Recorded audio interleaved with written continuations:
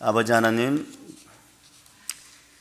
우리 주 예수 그리스도께서 다시 사신 날 부활절을 맞이하여 창립 10주년 감사 예배를 드릴 수 있음을 감사드립니다. 언제나 저희를 사랑하시며 생명 넘치는 바른 길로 인도하시는 아버지 하나님의 사랑과 은혜에 감사와 영광을 돌립니다. 또 이렇게 기도할 수 있음에 또한 감사드립니다. 우리 주 예수 그리스도를 이 땅에 보내주심으로 말미암아 죽음에서 살리신 은혜를 생각할 때 진정 감사를 드립니다. 또한 오늘 이 시간 거룩하고 복된 부활주일 아침에 하나님이 자기 피로 사신 아버지 집에 나와서 특별히 교회 창립 10주년 기념 예배를 드리게 하시니 감사드립니다. 이 시간 저희들이 온 몸과 마음과 정성으로 드리는 이 예배를 통하여 오직 부활의 주님 홀로 영광 받으시옵소서.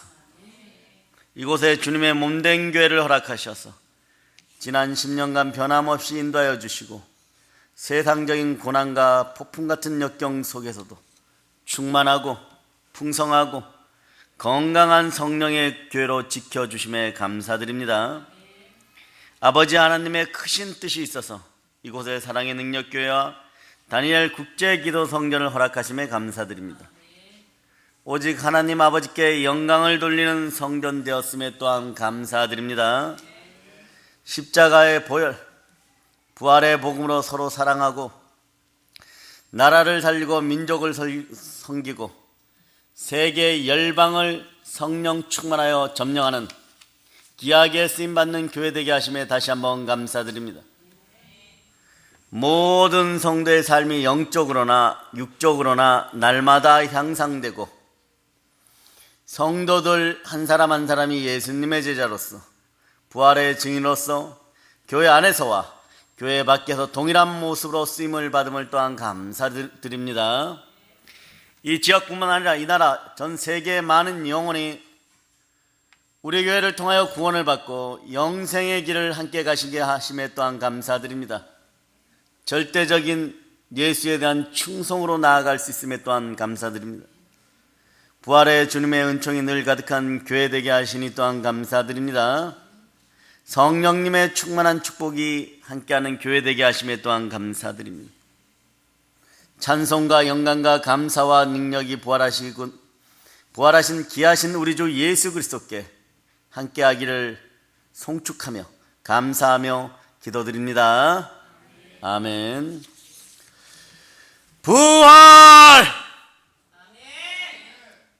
자, 어떤 목사님이요, 목회를 40년 하시고 부활절 설교를 준비하셨는데 주님께서 그 설교를 하지 말고 강대상에 나아가서 부활 이 두 단어만 외치겠습니다. 그러니까 갑자기 온 교회 분들이 눈물을 뚝뚝 흘리면서 막 회개하고 그래요. 그리고 이분이 내려오셨어요. 그냥 부활절 그날 예배 설교 끝입니다. 근데 그것을 옆에서 부목사님이 지켜보고 계시다가 이거다 이러고 있었어요. 그 훗날에 청빙받아서 다른 교회로 2년 뒤에 갔습니다. 부활절이 다가오기만을 기대했습니다. 그리고 많은 분들에게 얘기했습니다. 오늘 특별한 설교에 은혜가 넘칠 것입니다. 그리고 올라가셨어요. 냅다 부활 그러고 다 감동받았겠지 그러고 내려왔습니다. 네, 한 달 뒤에 사임했습니다. 네. 설교를 왜 그 모양으로 하냐고. 그게 어디 설교냐고. 다 똑같은 것이라도 성령 하나님이 함께 하셔야 됩니다. 네, 여러분의 영이 열리기를 바랍니다. 죽었던 모든 영들이 부활로 새롭게 되고 새 사람이 되었음을 선포합니다. 사랑의 여러분, 오늘 말씀은 사도를 뽑은 이유가 있습니다. 그죠? 그것은요, 부활을 증거하기 위해서 그렇다고 말씀합니다. 여러분, 오늘 말씀 가운데 부활의 능력과 권세가 은혜 은총으로 함께하기를 축복합니다. 즉 부활의 증인으로 사도를 뽑는다는 것이 놀랐습니까? 사도를 뽑는데 이유가 예수 그리스도의 부활을 증거하는 것이라고 성경은 말씀합니다. 사실 기독교의 복음을 한마디로 말씀드리면요, 십자가의 보혈, 예수의 피와 부활입니다. 만약 기독교의 부활이 없다면요, 기독교는 그냥 죽은 종교에 불과합니다. 우리의 전파도 헛것이고, 그리고 우리의 증거도 거짓되고 맙니다. 그러나 여러분들이 오늘 이 자리에 있다는 것은 기독교는 참되며 영원한 우리의 복음입니다. 여러분들에게 부활은 어떤 의미로 왔어요? 여러분들에게 부활은 어떤 의미입니까? 결함 먹는 날입니까? 많이 드시기를 바랍니다. 우선 우리가 알고 기억해야 될 것이 있어요. 부활은 끝이 아니라 시작입니다. 예수님이 십자가에서 오늘 이렇게 표현합니다. 다른 사람을 죽일 수가 없어서 자신이 죽으셨습니다. 그리고 살아나셨습니다. 이것이 예수님의 보혈과 부활의 진정한 의미입니다. 2017년도 부활절을 맞이하여 부활하신 우리 주 예수 그리스도의 이름으로 축복합니다. 어제는 교회 밖의 모든 화단들이 정리가 되었습니다. 꽃잎은 흩날리고 우리는 꽃을 심었고, 저녁에는 붉은 풍선이 십자가가 되어서 교회 앞에 달렸습니다. 여러분, 주님께서 여러분과 함께합니다. 비록 작은 교회지만 이 나라와 이 민족을 살리고 정말 북한을 들어서 하나님께 드릴 줄 믿습니다. 왜냐하면 우리는 작아도 부활하신 주님은 크십니다. 부활하신 우리 주님 예수께서 여러분과 여러분이 하시는 모든 일에 풍성하신 사랑과 충만한 은혜로 복주기를 주의 종이 주의 이름으로 축원합니다. 다시 한번 인사를 나눕시다. 예수님이 부활하셨습니다. 예수님이 부활하셨습니다. 아멘, 할렐루야. 가이드 포스트라는 잡지가 있어요. 이건 크리스찬 잡지예요. 여기에 킬링거라는 여자 성도가 이런 간증을 실었어요. 여자는 어떠한 이유로 이혼을 했습니다. 이혼을 한 지 1년 정도가 지나니까 이 여자의 모든 생활이 엉망진창이 되었습니다. 친구 관계도 그렇고 가족들과의 관계도 그렇고 또 경제적으로도 심히 곤란해지고 모든 것이 먹구름처럼 쌓여버렸어요. 사는 게 너무너무 힘들어서 죽기 직전의 상황이 되고 맙니다. 죽음을 생각할 수밖에 없는 그런 심령이 자꾸 되는 거예요. 이럴 때 어떻게 해야 됩니까? 근데 이 여자가 기도하면서 나아갈 때 우연히 책장에서 초등학교 3학년 딸아이의 가재물 노트를 발견했어요. 뭔가 하고 이렇게 보니까 8페이지로 되어 있어요. 네? 제목이 태어나면서부터 지금까지. 거기 매 페이지마다 딸아이가 정성스럽게 1살 때 자기 사진, 2살 때 자기 사진 하니까요. 몇 장이요? 8살이니까 8장을 사진을 한 장씩 붙이고 맨 마지막에다 끝 이렇게 써놨어요. 영어로는 the end겠죠. 그리고 각 페이지마다 이때는 아빠와 어땠어요? 이때는 엄마와 어땠어요? 이런 자기 삶을 설명해 놓았어요. 근데 맨 마지막 페이지에 딸이 끝이라고 글씨를 적어 놓았다는 것이에요. 그런데 킬링거가 깜짝 놀랍니다. 왜냐하면 그런데 그 딸아이 글씨 옆에 담임 선생님이 다른 글씨를 써놨어요. 뭐라고 썼을까요? 이렇게 썼습니다. 너의 시작. 이 너의 시작이라는 이 글씨가 끝이라는 글씨를 내려 누르듯이 크게 적혀 있었어요. 마치 점령했듯이. 이것을 보고 킬링거는 마음에 깊은 감동을 받습니다. 그 혼자 독백이죠. 그래, 8살 난 내 딸의 인생이 여기서 끝이 아니듯이 마찬가지로 40살이 된 나도 부활의 주님 앞에서 결코 끝이 아니야. 성령님이 환경을 통하여서 역사할 때 이렇습니다. 여러분에게도 험난하고 고단한 인생 가운데 좌절하고 절망할 때 성령께서 돌보아 주시기를 축복합니다. 힐링거에게요, 부활하신 예수님은요, 그녀의 삶에 포기할 시점은 없다는 의미로 확 다가와 버렸습니다. 이것은 누구도 말리지 못합니다. 갑자기 용기백배해졌어요. 여러분, 현재 우리의 모습은요, 우리가 과거에 반복적으로 했던 행동의 결과입니다. 예수님의 부활은 많은 사람들에게 여러 가지 의미로 다가옵니다. 오늘 여러분에게는 가장 좋은 의미로 다가오기를 축복합니다. 사랑하는 여러분, 부활하신 예수님은 여러분에게 어떤 의미로 다가오십니까? 빌립보서 1장 20절을 봅니다. 빌립보서 1장 20절.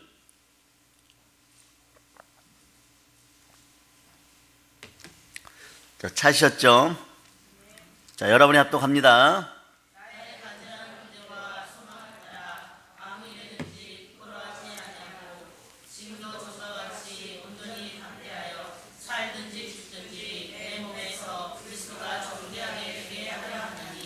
아멘 할렐루야. 나의 간절한 기대와 소망을 따라 아무 일에든지 부끄럽지 아니하고 오직 전과 같이 이제도 온전히 담대하여 살든지 죽든지 내 몸에서 그리스도가 존귀되게 하려 하나니. 사도 바울에게 있어서 자신의 삶의 이유가 있다고 말하는 것이죠. 그 이유는 곧 그리스도께서 자기 몸과 자기 삶과 자기 생활을 통해서 존귀하게 되는 것이라고 고백하고 있습니다. 아멘 할렐루야. 그에게 있어 삶은 예수 그리스도를 구현하는 것이, 예수 그리스도를 나타내는 것이었습니다. 예수 그리스도를 실천하는 것이었어요. 예수 그리스도를 드러내는 것이었어요. 오직 예수로 살아갔던 인생입니다. 사도 바울이 이렇게 고백하게 된 것은요, 그에게 있어서 자신의 삶과 그리스도는 곧 하나였기 때문입니다. 우리는 어떻습니까? 우리가 사는 것과 십자가에서 돌아가시고 오늘 부활하신 예수 그리스도는 어떠한 관계가 있습니까? 우리 각자와 예수님과는 어떠한 관계가 있습니까? 사도 바울이 이렇게 그의 삶을 고백할 수 있었던 근거는 무엇일까요? 그것은 그가 예수님의 죽으심과 부활에 영적으로 연합됨을 믿음으로 체험했기 때문에 그렇습니다. 그래서 갈라디아서 2장 20절에서 이런 고백을 하죠. 내가 그리스도와 함께 십자가에 못 박혔나니 그런즉 이제는 내가 산 것이 아니요 오직 내 안에 그리스도께서 사신 것이라. 이제 내가 육체 가운데 사는 것은 나를 사랑하사 나를 위하여 자기 몸을 버리신 하나님의 아들을 믿는 믿음 안에서 사는 것이니라. 아멘 할렐루야. 오늘 이 갈라디아서의 말씀은요, 예수 그리스도의 십자가와 부활이 주는 의미가 서로 같습니다. 예수 그리스도의 십자가와 부활이 주는 의미는요, 모든 하나님의 자녀 여러분 한 사람 한 사람이 예수님과 영적인 연합이 이루어졌다는 것이에요.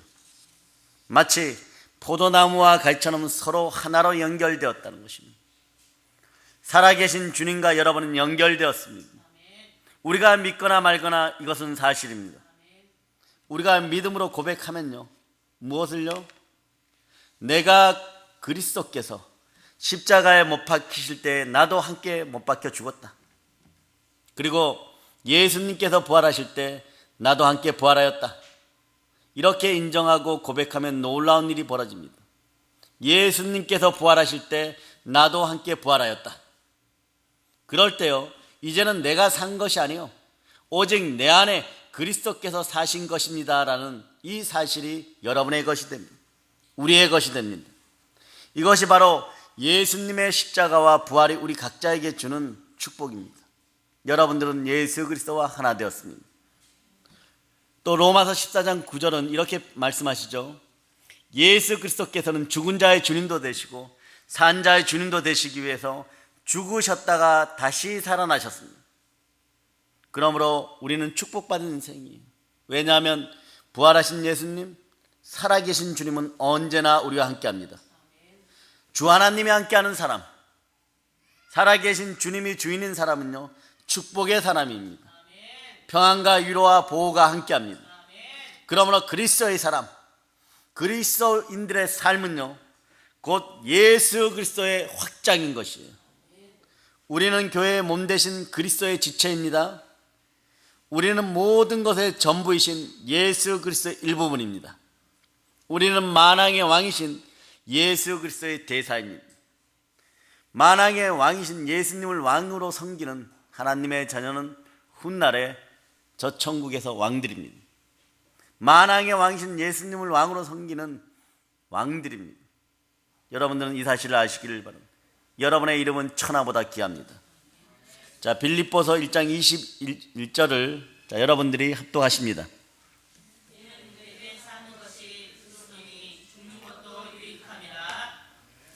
사도 바울은 자신에게 있어서 산다는 것은요, 뭐라고 표현합니까? 곧 그리스도라. 이는 내게 사는 것이 그리스도니. 자신에게 있어서 산다는 것의 의미는요, 곧 그리스도라고 고백합니다. 사랑하는 여러분, 여러분 앞에 종이가 있다면요, 내게 사는 것은 무엇이다라고 한번 적어보세요. 내게 사는 것은 무엇이다. 여러분, 그 무엇에다가 무엇을 집어넣겠습니까? 그 가로 안에 무엇을 집어넣겠습니까? 종이 없으신 분들은 머릿속에 써보시기 바랍니다. 무엇을 쓰셨습니까? 내게 사는 것은 무엇이다. 인생의 목적이 확연해지죠. 어떤 분은요, 내게 산다는 것은 먹는 것이다 라고 적어놨어요. 되집니까? 먹는 것은 반드시 필요한 것이지만 그러나 결코 우리 인생의 궁극적 목적이 될 수는 없어요. 어떤 분은 솔직하게요, 산다는 것은 돈 버는 것이라고 적어놨어요. 돈 우리에게 반드시 필요합니다. 그러나 이것도 결코 우리 인생의 궁극적인 목적이 될 수 없습니다. 처량하지만 옛날 어른들은 장사 지낼 때 노잣돈이라고 엽전들 집어넣었어요. 네? 그런데 그거 가져갑니까? 못 가져갑니다. 나중에 무덤 파보면 엽전은 남아있고 뼈는 썩어 있습니다.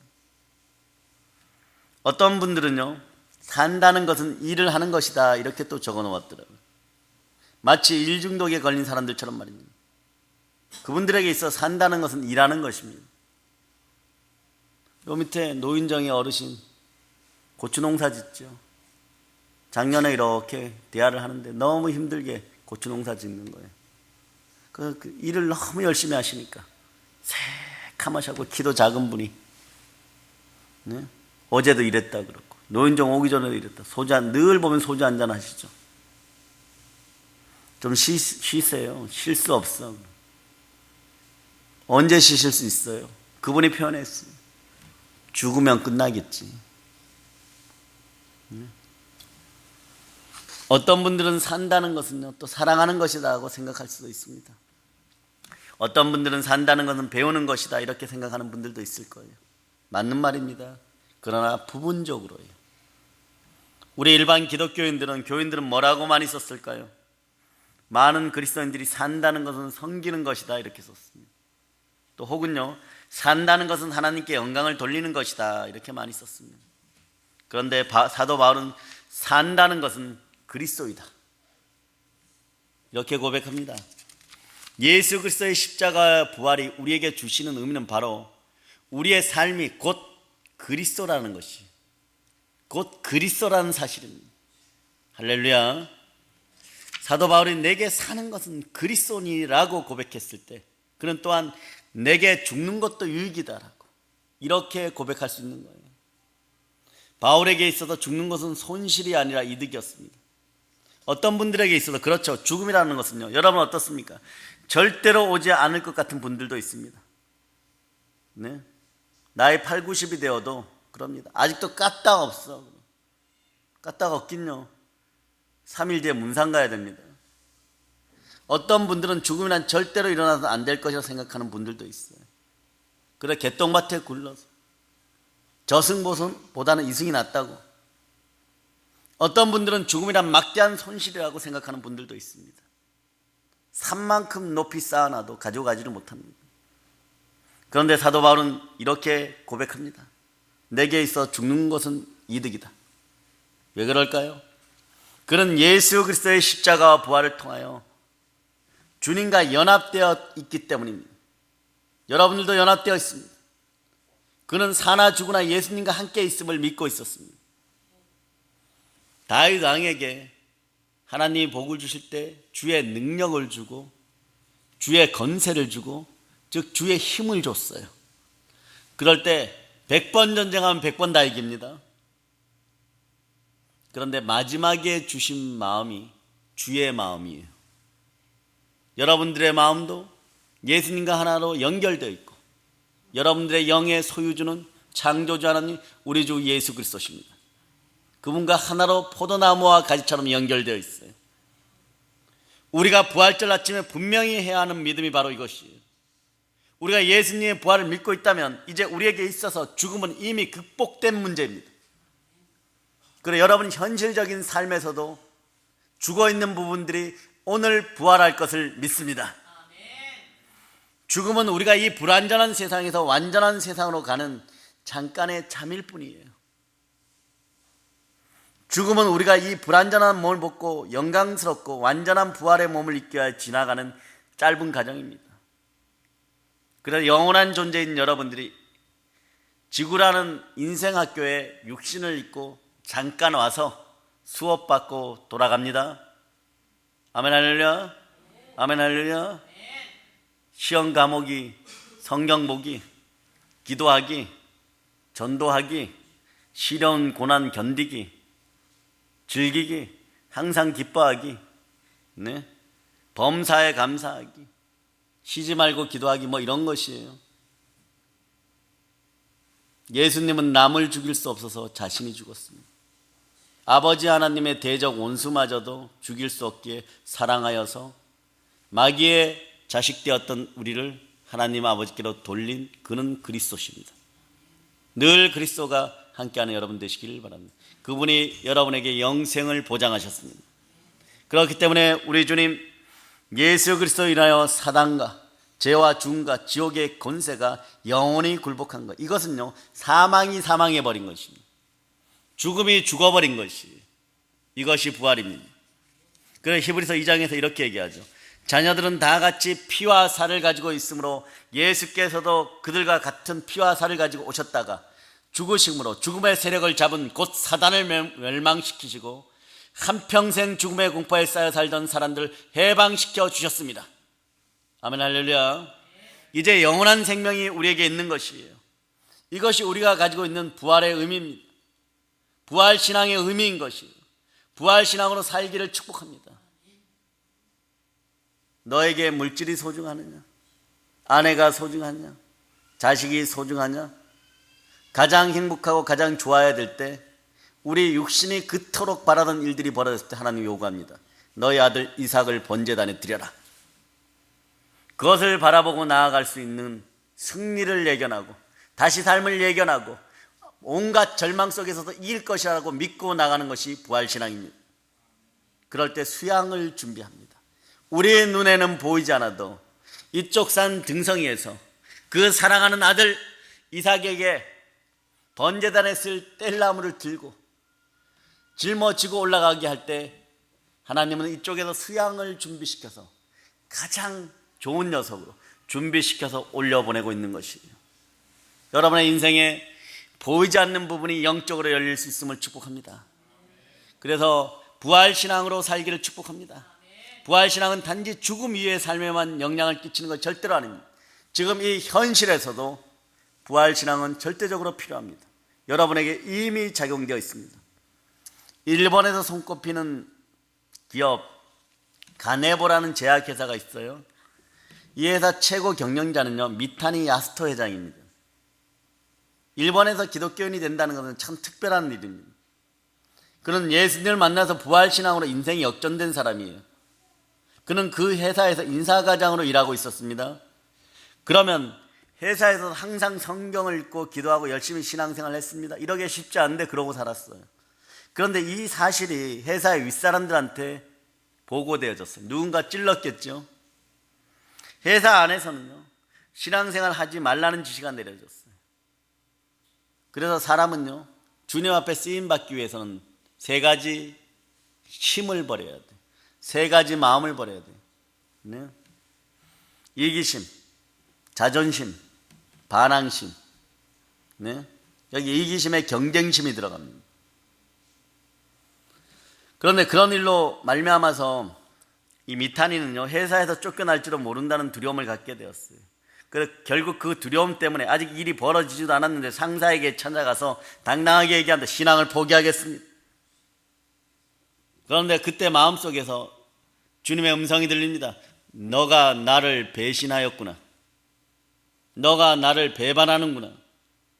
그러면서 성경이 갑자기 캡처됩니다. 확 날아들어오는 것이, 베드로가 예수님을 3번 부인하는 구절이 생각나는 거예요. 마음이 너무나 길었습니다. 오래 가지도 못해요. 그 방에서 나오자마자 돌아서 복도 뒤에 가서 무릎 꿇고 하나님 잘못했습니다. 오직 하나님께만 저의 인생을 맡기고 저의 모든 것이 죽어도 부활하신 주님이 다시 저의 모든 것을 살리실 줄을 믿습니다 하고 그렇게 기도합니다. 그는 기도하면서 직장을 잃더라도 하나님의 영광을 위해 살겠다고 다짐했어요. 그러자 마음의 평강이 찾아옵니다. 해결된 거죠. 그는 다시 회사에서 기도하고 성경을 읽습니다. 또 회사 동료들에게 열심히 전도하기 시작합니다. 그리고 하나님의 나라를 먼저 구한다는 믿음으로 교회에 열심히 출석하고 예배를 드립니다. 섬기면서 충성합니다. 당연히 회사에서 쫓겨나 집에 가서 쉬어야 됩니다. 그러나 그렇게 된 것이 아니라 오히려 그의 성실함과 실력이 회사에서 인정을 받았어요. 초고속 승진을 합니다. 그런데 이 사람은 달라요. 승진을 할 때마다 금식하고 예배 앞자리에 계속 와서 앉습니다. 그런데요, 세월이 지납니다. 가네보 회사를 일본 최고의 기업으로 성장시킨 공로를 인정받아서 결국은 이 회사의 회장이 됩니다. 그는 이런 간증들을 많이 하죠. 예수님의 부활신앙 체험으로 나의 인생이 역전되었습니다. 많이 간증하는 간증자가 되어서 다니고 있어요. 또 그들이 부활의 증인이 되고 또 주변이 부활의 증인이 되고 간증하는 곳곳에서 부활의 증인이 되고 있습니다. 미타니 회장에게도요, 산다는 것은 곧 그리스도였던 것이에요. 우리도 산다는 것은 곧 그리스도입니다. 예수님은 살아계십니다. 부활하셨습니다. 사랑하는 여러분, 어느 날 우리도요 예수 그리스도 앞에 서게 될 것입니다. 그리고 하나님께서 우리의 인생을 들어서 저울로 이렇게 달아보실 거예요. 이 한쪽은요, 내게 사는 것이 그리스도이니 요 성경 구절이 있을 것이고, 다른 한쪽은 내게 죽는 것도 유익이라가 이렇게 달려 있을 거예요. 그리고 그것에 연결되지 아니한 모든 것은요, 하나님 앞에 아무런 의미가 없는 것이므로 불에 던져질 것입니다. 그럼 우리는 어떻게 살아야 할까요? 고린도전서 10장 31절이 답을 해줍니다. 고린도전서 10장 31절.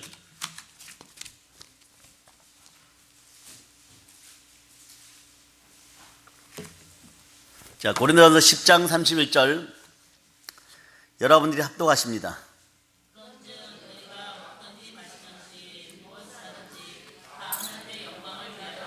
아멘 할렐루야. 거기에 대꾸로 연결돼서 로마서 14장 8절이 이렇게 얘기하죠.